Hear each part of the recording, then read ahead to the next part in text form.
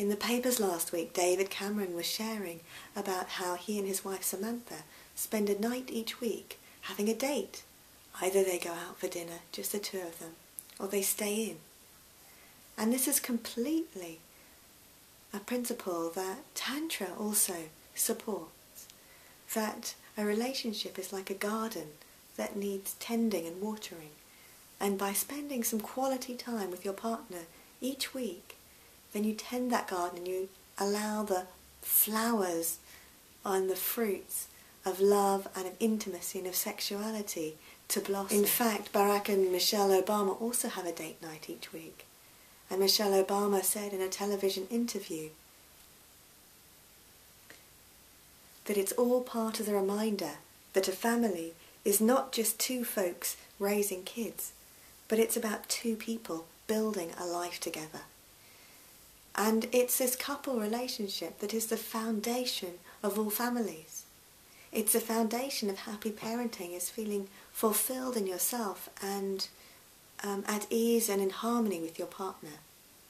Especially where there are young children, it can be easy to focus all the attention on the kids and forget the relationship.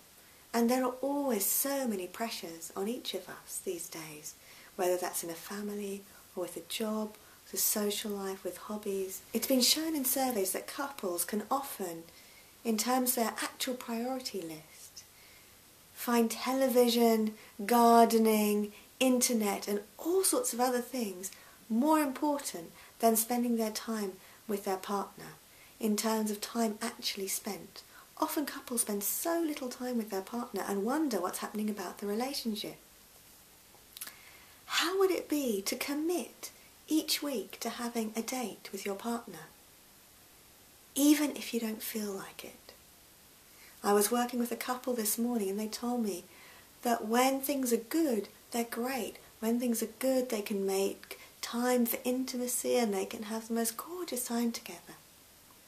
And when they're struggling, where they've come up against some challenges in the relationship, it can be very hard to make time together. So one suggestion that Tantra has is that you make a date and you keep to it anyway, whether you feel like it or not.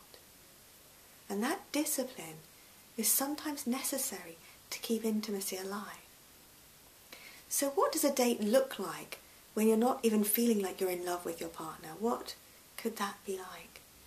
One option is to put on some music and to dance. And for each of you to dance for yourself in the same room together, perhaps to some quite lively music. And in that dance to also allow yourself to, through your movement and maybe through sounds, express the frustrations you're feeling without words. It's said that 80 to 90% of the problem in couples is not about the words, it's not about the detail, it's not about the content, it's about the energy. Two people come into a room, they don't need to say a word, and you can tell there's tension between them. It's that hardening of the heart, that gritting of the teeth, that knot in the belly. It's those experiences that are the problem, above and beyond the detail of where the problem might have come from.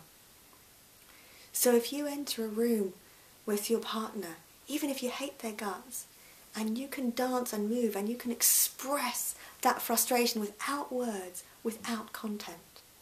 If you can let yourself feel your anger, your sadness, your frustration, your fear, without blaming the other, just for yourself and in the same room as them, miracles can happen. That same energy that was a few minutes ago invested in keeping both partners shut down and separate can be released, and 9 times out of 10 both partners are feeling the same thing. They might be expressing different ends of the spectrum, they might have a different story, but the feeling behind it is the same. Most likely both are feeling unloved, unseen, not cherished. The commitment to a date, even when the couple don't want to meet, allows for that cherishing feeling to come back. It allows the possibility for something new. It also allows a safety. In itself, it's saying, this relationship is valuable. This relationship isn't going to end just because we have a bad day.